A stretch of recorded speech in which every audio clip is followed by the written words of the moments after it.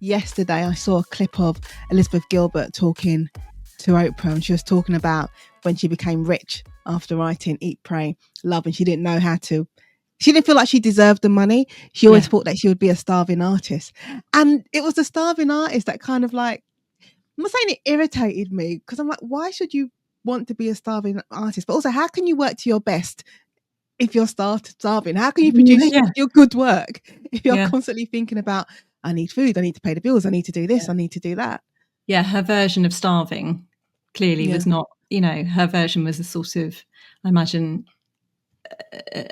this sort of character in her head that was like, in a turret writing with a fountain pen and, doing not the reality of people who are actually starving, So it's one of those, I imagine, very flippant things that is said, and she sort of, But I guess it's sort of similar in any creative industry or the music industry when, it's that tricky second album or whatever, when you big, hit album and then you have to deliver something else and you think, have I said everything that I wanted to say in that first? And maybe that's what it was that she felt that the struggle had driven her to write. And without that struggle, how was she meant to write anymore? If you are surrounded, if you don't, because writing comes from the depths. Writing comes from dark places, and from personal struggles, and perhaps that's what she felt that she just needed, to suddenly be so privileged. How do you produce work that can connect with people emotionally when you're writing from such a place of privilege? It's a weird thing when you think about, like the early days when you go back to, I just want to write and I just want to have my book published and just to be on the shelves is enough. And we don't know which way our careers are going to go. And it must be a bit of I was going to swear. Go ahead. It's going to be a bit of a head fuck. If all of a sudden you're like, oh my God, my star is now completely stratospheric, when really I was just managing. I just would have been happy to see my book on the shelf. I can't imagine the star ascending badly. That'd be nice, wouldn't it? Yeah, it'd be lovely. I'm talking about it. I want to say no to it. No. I'll take it. Someone asked you. I also think there's another side to that. And I think as well, like I have actually always said that I think I would have struggled had something like that happened to me, because I look at someone like Jojo Moyes, who I absolutely love and absolutely deserves every bit of her success. And I couldn't have coped with something like that. I just don't think I would have been able to, write anymore after writing a book like Me Before You. I'd have just been like, I'm done. I'm done now. Thank you. Where do I go now? And to keep producing and keep producing such beautiful work, and and to be so, admired and critically acclaimed and, loved by an audience, that takes a lot of energy and a lot of, a lot of creative output. And I'm not that person that can just keep producing like that. I need space around to support me. I think my mental health would have suffered hugely. It was hard enough in the period where I did have, 2 book deals close together and knew that I had to produce 4 books close together. I really struggled. And I wasn't at Jojo Moyes level. It was because once you are published, I think this is the other surprise, is that suddenly you're not this person in a room just writing for yourself anymore. You're aware that, you've had reviews, and you've had good reviews and bad reviews. So you've sort of had people that have pulled apart your work that you've spent, all this time producing, and sort of, hopeful that you could, bring some joy or some light or some insight or whatever into someone's life. And then, it might get ripped apart by someone. And that's like a massive, curveball when that first happens. And you sort of have to learn how to navigate that. And then, to kind of, get to a point where I just always felt like I had to just keep it that I wanted to write. I still wanted to see those books on the shelves. And that was always my main focus. It wasn't about comparing myself to anybody else, because I didn't want to do that. I didn't see how that would benefit me in any way. I'm very good friends with my lovely Paige Toon, who is an incredible author and has produced many, many books. every year, and it's wonderful. We've been friends for 15 years. She had quite a few books out when Miracle was coming out. We moved to the same area, and our kids were the same age, so we would meet up weekly and became really, really good friends. And her writing journey is so different to mine because she is that person that can write a book a year, and she can do it all. And I adore her, but I knew I wasn't her, and I loved that we were so different, and we have supported each other in different ways. But I absolutely knew that wasn't me, and that's okay. Yeah, this job in this industry, you definitely learn about yourself and what you can do, and also what you really want, because what you may have wanted in the very beginning, which may have been your name in lights and a book out a year, and I don't know, TV adaptations, you may have wanted all of that, but then you may be 2 or 3, and I think it's normally around that 2 or 3 book stage, you're like, actually, this is the career that I will be happy with. To just be able to have the privilege of writing books that people read, and that's enough. That's what it boils down to, that's what it boils down to. And that's kind of where I am, because I can't that's I mean, don't get me wrong, I'll still do the Eat, Pray, Love thing. I'd still go to Italy for a year. I think it's better when you're a bit older. That's what I'm going to say. That maybe I could handle it now. I'm sort of heading towards, I'm in the middle bit of my life. I reckon I could handle the money and, glory now in a way that I couldn't have done when I was like 30. Now's a good time to do it. Now's a good time. Yeah. I'm saying mid to late 40s. No, actually, I could cope with it now. If I'd had this when I was in my 20s, I don't think it would have. I don't think it would have gone well. No. I don't think I would have had a proper appreciation of it. Not that I need to appreciate the struggle, but I don't think I would have appreciated it or understood it or know what to do with it. Yeah. Now I think I would. Now, I mean, I'll try. Bring it on. I'll try. Let's give it a go. I'll see how it goes. Sally, and I was going to ask you about This Wasn't Meant to Happen. Well, that's your latest book. And obviously it's dealing with like the loss of your baby 10 years ago. So my first question was, when did it is, but it isn't. It is a fictional novel. Yeah. So it's not about me or my baby. It's very much about these characters in this book.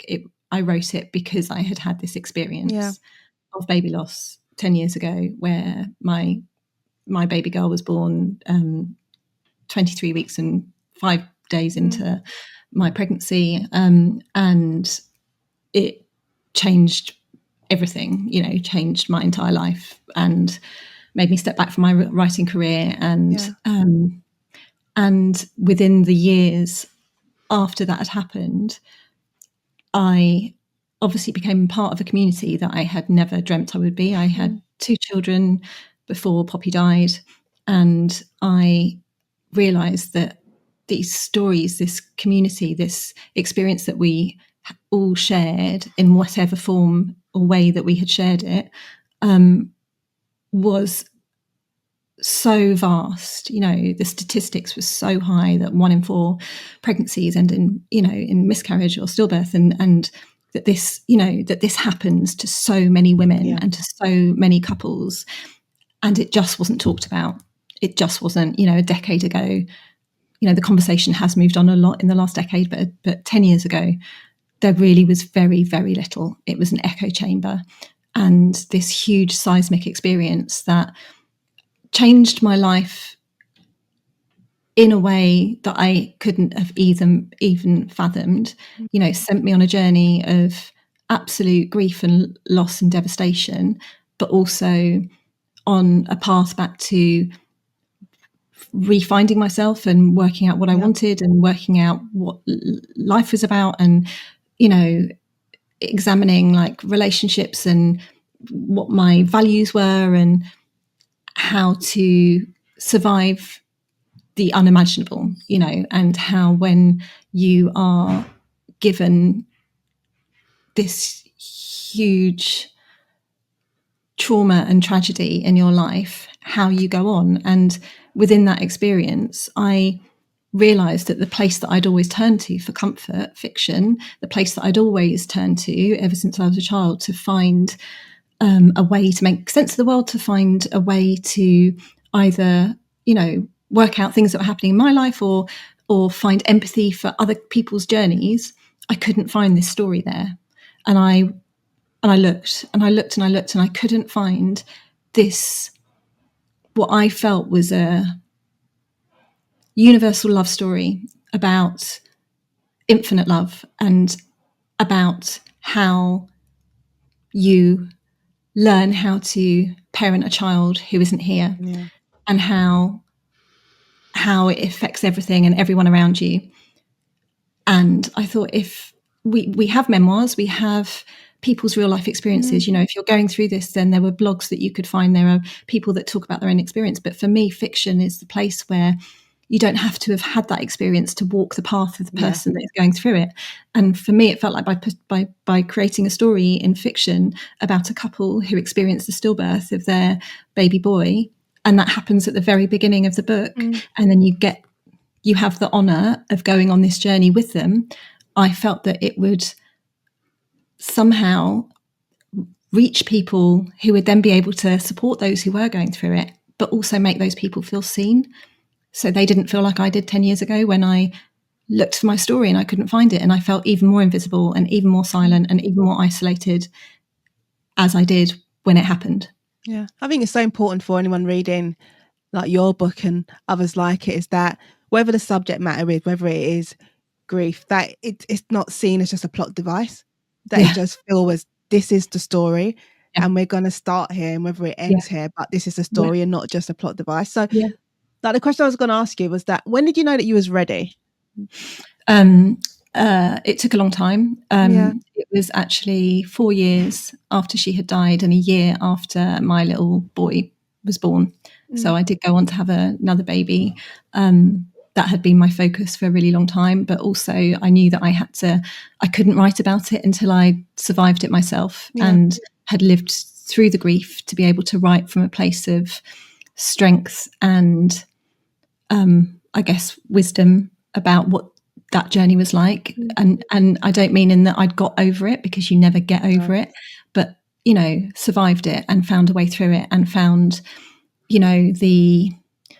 the beauty and the gratitude and the parts of the journey that often don't get talked about because people are so afraid of the grief. And I think particularly when it is something that is connected to babies and children, we do see stories of great, pain, and we pick those stories up willingly when it is about a partner that dies but somehow the thought of a baby, understandably the thought of a child, of losing a child, is so something that people don't even want to imagine, that we steer clear from it. But then by doing that, this whole experience becomes shrouded in silence and shame, and we don't know how to talk about it.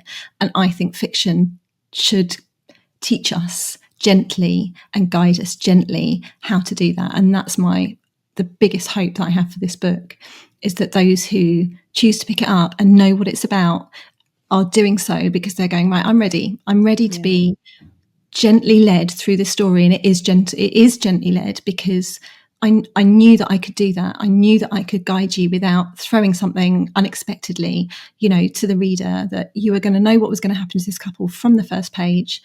And I promise you will be held through it, and that there is not going to be, a surprise for surprise sake, a plot twist for plot twist, for plot twist sake. It's a story that begins with, their son dying, and then how that baby changes their lives and changes everything around them forever for better, and how they learn how to live without him. And that for me feels like, why wouldn't we want to read that? And why wouldn't we want to understand that all these couples who have this experience, they want to talk about their babies because their babies have changed them forever and they carry them with them forever. And that to me seems like one of the most important love stories of all. Yeah. I mean, there's so many books I can think of where those life experiences, those life moments, those important and life-changing moments, they happen off the page, or they're just the briefest of mentions, like someone says it in a conversation in, I don't know, while someone's in the kitchen, and you want to know more, and you feel like it should be more, but it happens, and then the story just keeps moving by, and it's like it never happened. Yeah.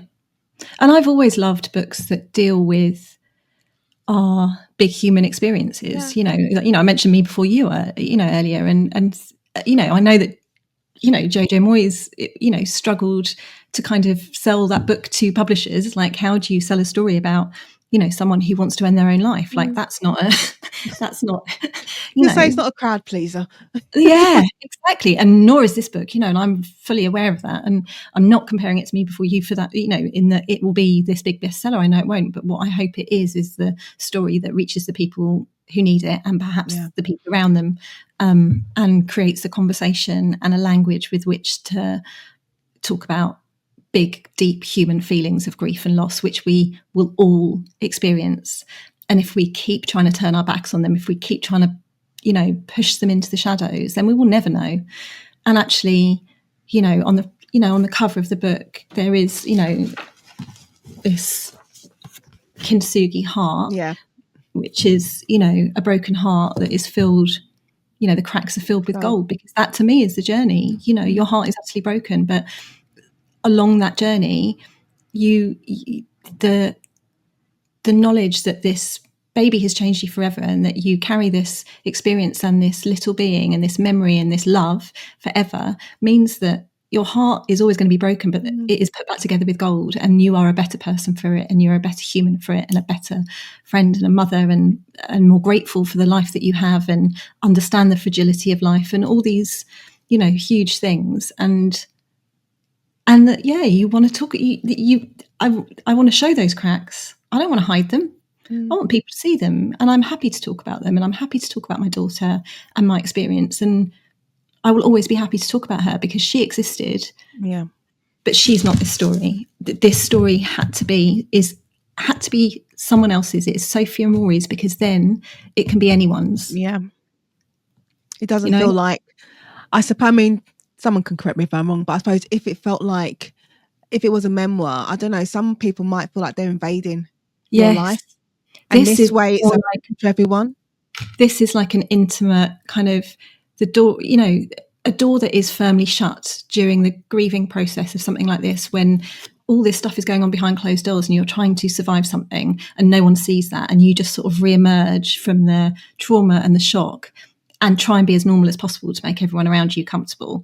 And so then they don't ask you anything, and you don't share anything, and you're this sort of husk that is pretending to be normal, and everyone is a bit anxious around you, and that makes you anxious and feel like you're making other people feel bad. And so then you want to hide away again. This gives you the honor of being able to see behind those closed doors, so you understand all those emotions and the complexity of this experience, and the gradual returning to sort of to life, and to gratitude, and to hope, and to all the things that are on the side once you have gone through all that other stuff, which you have to go through. You can't avoid it. We know with grief that to avoid it is, at your peril, because it will come crashing back on you. And that it is a it is like a bravery and a courage that you find to go, I am going to I'm going to make sure that I am not going to avoid this grief. I am going to go through it. And that's what it takes with this book as well, to have the courage to pick it up and go, I'm willing to do this because of how important it is for other people, and could be for people around me. And will perhaps give me the language with which to talk about grief to other people, because that is one of the biggest gifts that I have got from my experience of Poppy, is I now know how to talk to people about grief. And I am so grateful for that every day, because I get to have incredible, authentic conversations with people. I get to see their hearts and share mine. And so often we don't do that in life. So often we just, we're dealing with periphery, we're dealing with this facade, and the social media show, whatever else, this is going on in my life, this is going, how are you? Oh, yeah, this is great. This is, but those moments when you have that big connection with someone, and you have shared something deep and meaningful, and talked about it, and been there for someone when they're going through something, because you're not scared, because you have learned what to say. You have learned to show up, and to keep showing up, and to know that if they are not responding to you, that's okay, and that you're not going to take offense to it, and that you're going to keep finding ways to tell them that you will be there for them whenever they are ready, and that they take all the time that they need, and that you are able to navigate that, and then be that person for someone else when there were maybe people that couldn't be that for you. Like, what a privilege is that, you know? No. You know, I'm saying, like, I'm so glad we're in this age now where these conversations are happening. You know, when we was talking earlier about, you know, being, I was saying, like, I think I was like 21. So when Lisa Jewell and Yeah. Marion Keyes and Helen Fielding in that era of Yeah. women writers, Yeah. and then when we move forward to now, like, we're having the conversations. I'm saying about menopause and perimenopause and Yeah. fertility, and for me about, you know, fibroids and endometriosis. All those conversations are being had. So Yeah. thankfully, we're in an era now where we are able to have those conversations, and they can be in memoirs and other non-fiction books, or they Yes, are being absolutely. written about in fiction, and the conversations are being had. Because But we before, need both. I think yeah, that's my point. Is we need both, and I we need think, both. yeah, it's felt like fiction has sometimes taken is a bit of catching up. You know, Yeah, it's like you say with menopause and perimenopause. That's only recently yeah. And the started last 5 happening. years, I think it And seems I, to you me. know, I know that before that, the conversation would have been like, no one wants to read about that. You know, But and also, that's you know, and it is often those women's stories. You know, the ones that are a bit messier and a bit more truthful, and that happen to all of us, that are sort of that us kind of swept under the carpet, and instead we're told that we have to, you know, read the books about either the big careers or the big love story and the big moment when, you know, we're saved by, you know, a man or a job or a woman or whatever else. And yeah. actually, what I want to read are the stories where we save ourselves. Yeah, and also I think it reflects back also when you think about how I'm saying the health services would deal with us. Like for so many years, if you were going to the doctor talking about, well, I'm having painful periods, I'm having this, or, you know, I'm having issues with fertility, it's like either it's all in your head, or Yeah. or it's just like we'll just talk about it in the confines of this room, but Yeah. don't really talk about it outside because people won't understand, or they'll look at Yeah. you strangely. It's all being kept like a dark Yeah. secret. Yeah. Yeah, absolutely. Or you're told that you're wrong when it's something about your Oh God, body. yeah. You know, and it's kind of like, hang on, I know my body and I know what's going on, Mm-hmm. you know, with this body. And yes, you've got a certificate telling you you're a doctor, but you're not living in this body. No. And so, you know, there's an awful lot of gaslighting that happens with Yeah. women in every part of our life, throughout our lives. And yeah, I, you know, I have a daughter, she's 14 years old, and I have great hope that, you know, the stage that we're at now, where we are so open and talk so openly about, you know, the realities of life, and, you know, I hope that it has changed enough and will continue to change, but we have to keep pushing, because we are still being told to get back in our box and to not, you know, share those deeply messy stories. And I was absolutely told that with this book, you know, by many publishers, that people didn't want to read a book about baby loss. And I had many, many rejections for this book. Did you feel like it was the personal rejection though of you when they were saying no, or could you recognise it was I they felt like it was a don't want this rejection of the story? community and all the and of the collective story. Yeah. Thank you so much for watching this clip from the Conversation podcast. If you'd like to see the full episode, you can watch it right now here on my channel. And don't forget to like this video and subscribe so you never miss a conversation. And if you'd like to catch up on more conversations, you'll find them linked on your screen now. And you can also listen to the podcast on your favourite platform. See you there. Bye.